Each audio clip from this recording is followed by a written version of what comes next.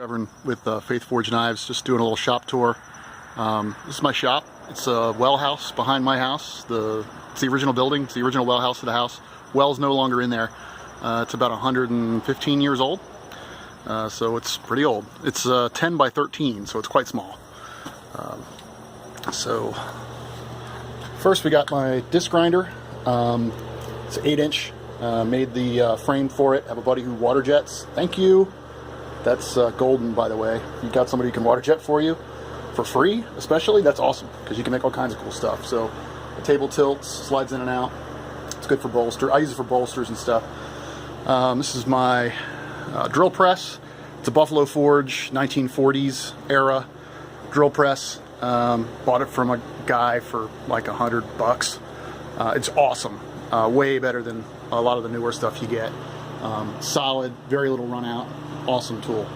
Also, the drill is on a VFD with a 3-phase motor, so I can control the speed from 0 all the way up to super high speed, which I almost never run it at, and also reverse. Next is it's a Harbor Freight knockoff of a Fordham, which is it's like a Dremel, but it's got a flexible shaft. It's real handy. Dremel. I used Dremel for a long time. It worked fine, but that's a little nicer. It's got a foot control, variable speed, goes a lot faster than the Dremel I had. I use it a lot for a little detailed work. This is kind of like my detail work area. Layout handles, layout designs, cut sheath materials, that sort of thing here. Try to keep this area as clean as possible. It's got various measuring tools, calipers, different glues and epoxies, some solvents, some handle hardware and things in the back. Got a piece of granite here. It's a granite plate. I use it for flattening things and checking to make sure things are flat. To flatten things, I'll glue a piece of sandpaper down to it, like 120, and just like for handle scales to get them really flat. Just rub them on there. This was free. I got it from a granite countertop place. It's a cutout for a sink. They gave it to me for free. Works great. So that's real handy. Use all the time. Steel. Got a lot of AEBL, Nitro V, some other stuff back here. 1075, 1080. Got some laminated Hitachi. That's my acid. That's full of diluted ferric chloride. Use it to etch hamons on like Japanese blades. Vacuum's actually hooked up right now to, well, we'll go over here now, to my grinder. This is kind of the heart of any knife shop. It's a 2x72-inch grinder. It's got 2 arm pockets. It's got variable speed. It's got a 1 horsepower 3-phase motor with a variable speed, so I can run it as fast as I want or as slow as I need to.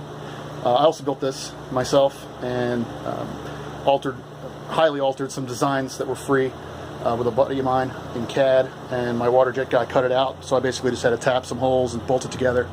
Again, awesome for me, because these things are really expensive if you buy them off the shelf. So I've got a couple of different attachments. That's the flat platen. I use that a lot for doing flat grinds, squaring things up.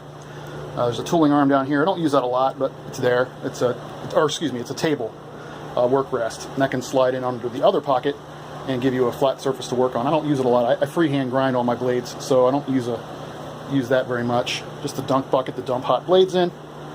What I was getting at before was my vacuum is hooked up to a spark bong arrestor. So all this is a bucket with some water in the bottom.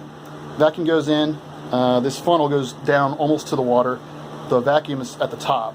So when I'm grinding, especially post-heat treated, stuff that's already heat treated, sparks a lot. It'll go down, and I'll turn the vacuum on. It'll suck the sparks, the steel dust down in there.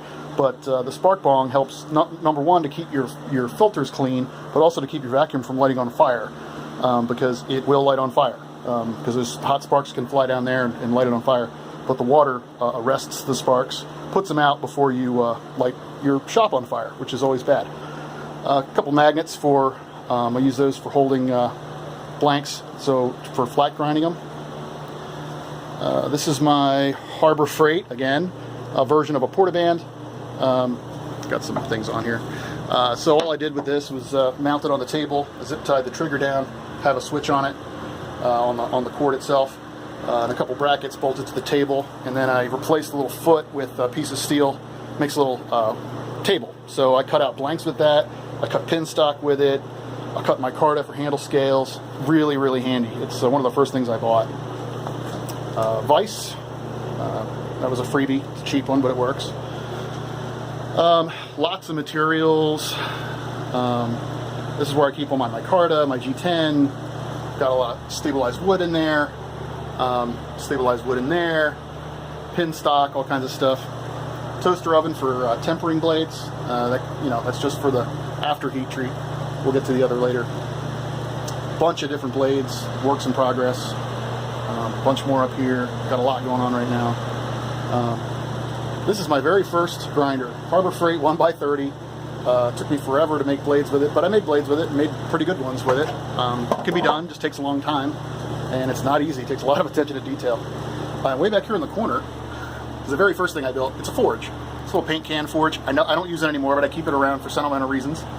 I built that. That's what I used to harden my first blades in, my carbon steel blades. I would the torch goes in there, and that insulates it, and it worked well. So a couple more works in progress. It's a military machete, bolo machete I'm fixing up for a guy.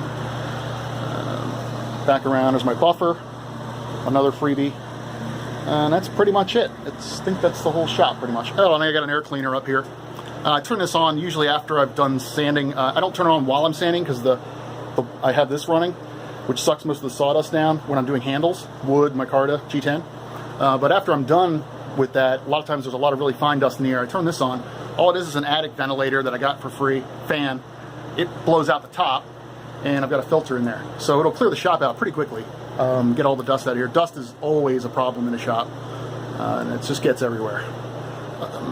Oh, and my massive belt collection. Like most knife makers, I have trouble throwing belts away. I've gotten better at it. A lot of these are actually good belts. Most all of them are good belts. Some of them are partials, just use them for profile grinding, that sort of thing.